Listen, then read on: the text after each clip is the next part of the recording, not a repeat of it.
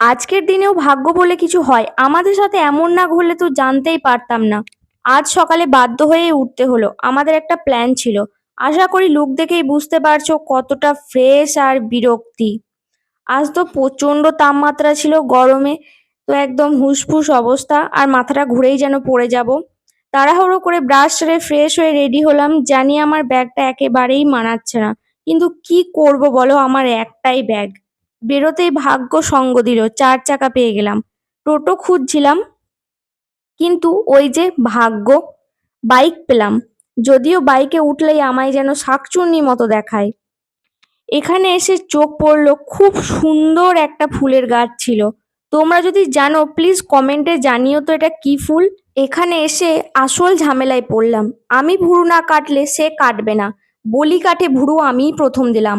ফেরার সময় টোটো ধরলাম, সাথে আইসক্রিমও খেলাম। দিনটা ঝামেলা দিয়ে শুরু হলেও শেষে অনেক মজা হয়েছে।